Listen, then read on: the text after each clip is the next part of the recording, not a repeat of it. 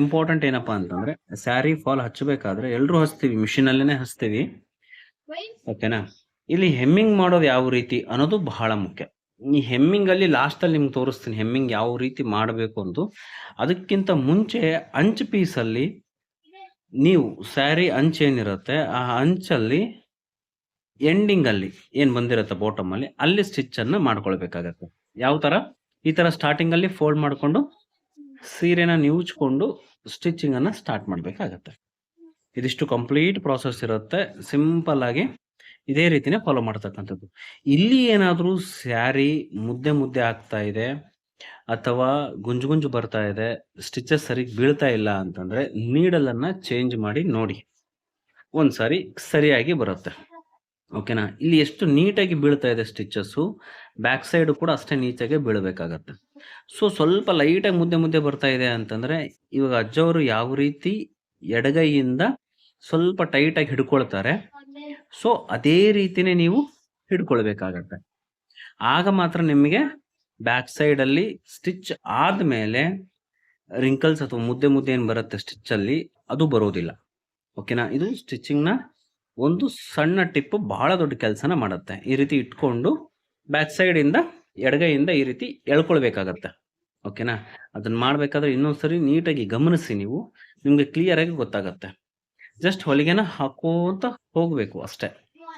ಓಕೆನಾ. ಕರೆಕ್ಟ್ ಆಗಿ ಸ್ಯಾರಿ ವೇಟೇಜ್ ಏನಿರುತ್ತೆ ಬ್ಯಾಲೆನ್ಸ್ ಮಾಡೋದನ್ನ ಕಲಿಬೇಕು ಫಾಲ್ ಅಲ್ಲಿ.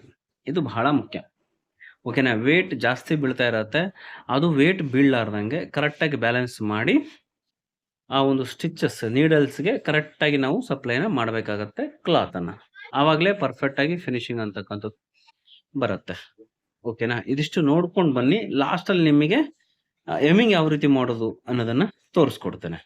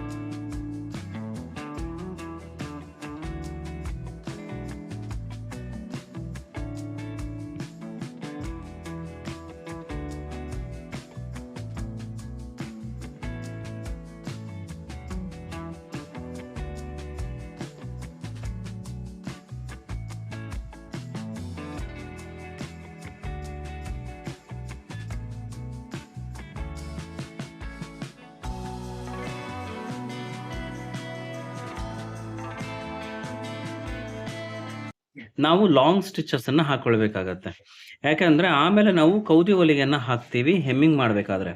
ನೋಡಿ, ಮಾಮೂಲ್ ಹೆಮ್ಮಿಂಗ್ ಅನ್ನ ನಾವು ಇಲ್ಲಿ ಹಾಕಿದ್ರೆ ಏನಾಗುತ್ತಂದ್ರೆ ಫಾಲು ಮೇಲೆ ಕೆಳಗೆ ಸರಿದಾಡತ್ತೆ. ಓಕೆನಾ. ಇಲ್ಲಿ ಏನ್ ಮಾಡ್ತೀವಿ, ದೊಡ್ಡ ಹೊಲಿಗೆನ ಹಾಕೋತೀವಿ ರಿಮೂವ್ ಮಾಡ್ಲಿಕ್ಕೆ ಈಸಿ ಆಗೋ ತರ. ಮ್ಯಾಕ್ಸಿಮಮ್ 5 mm ಹೊಲಿಗೆ ಇರುತ್ತೆ, ಅಷ್ಟೇ mm ಹೊಲಿಗೆನ ನಾವು ಹಾಕ್ಬೇಕಾಗತ್ತೆ. ರಿಮೂವ್ ಮಾಡ್ಲಿಕ್ಕೆ ಈಸಿ ಆಗುತ್ತೆ. ಕರೆಕ್ಟಾಗಿ ಇಟ್ಕೊಂಡು 5 mm ಹೊಲಿಗೆನ ಸ್ಟಿಚ್ ಮಾಡ್ಕೊಳ್ಳಿ ಕಂಪ್ಲೀಟ್ ಎಂಡ್ ಟು ಎಂಡ್ ವರೆಗೂ. ಓಕೆನಾ. ಸೊ ಇದಾದ ನಂತರ ನಾವು ಪ್ರಾಸೆಸ್ ಮಾಡ್ತಕ್ಕಂಥದ್ದು ಯಾವ ರೀತಿ ಅಂದ್ರೆ ಕೌದಿ ಹೊಲಿಗೆಯನ್ನ ಹಾಕ್ತೀವಿ. ಕೌದಿ ಹೊಲಿಗೆ ಸ್ಟಿಚಸ್ ಯಾವ ರೀತಿ ಇರುತ್ತೆ ಅಂದ್ರೆ ಸೇಮ್ ಸ್ಟ್ರೇಟ್ ಸ್ಟಿಚಸ್ ಬೀಳುತ್ತೆ. ನಮಗೆ ಹೊಲಿಗೆ ಯಾವ ರೀತಿ ಬೀಳುತ್ತೋ ಅದೇ ರೀತಿ ಹೊಲಿಗೆ ಅನ್ನೋದು ಬೀಳುತ್ತೆ. ಓಕೆನಾ. ಅವಾಗ ಏನಾಗುತ್ತೆ ಅಂತಂದ್ರೆ ನಮಗೆ ಫಾಲ್ ಅಂತಕ್ಕಂಥದ್ದು ಮೇಲೆ ಕೆಳಗೆ ಸರಿದಾಡೋದಿಲ್ಲ, ಸೀರೆಯಿಂದ ಆಚೆ ಕೆಳಗಡೆ ಬರೋದು ಅಥವಾ ಉಬ್ಬುದಂಗ ಆಗೋದು. ಸೊ ಈ ರೀತಿ ಆಗಲ್ಲ, ಕರೆಕ್ಟಾಗಿ ಅಂಟ್ಕೊಂಡು ಕುತ್ಕೊಂಡ್ ಬಿಡುತ್ತೆ. ಫಾಲ್ ಅಂತಕ್ಕಂಥದ್ದು ಪರ್ಫೆಕ್ಟ್ ಆಗಿ ಫಿನಿಶಿಂಗ್ ಬರುತ್ತೆ. ಹಾಗಾಗಿ ನೀವು ಈ ಹೊಲಿಗೆನ ಕಂಪ್ಲೀಟ್ ಮಾಡಿಕೊಂಡು ಕೌದಿ ಹೊಲಿಗೆನ ಹಾಕೋಬೇಕಾಗತ್ತೆ. ಓಕೆನಾ. ಎಂಡಿಂಗ್ ಅಲ್ಲಿ ನಿಮಗೆ ಕೌದಿ ಹೊಲಿಗೆ ಹಾಕಿದ್ಮೇಲೆ ಯಾವ ರೀತಿ ಕಾಣುತ್ತೆ ಅಂತಕ್ಕಂಥದ್ದನ್ನ ತೋರಿಸ್ತೀನಿ.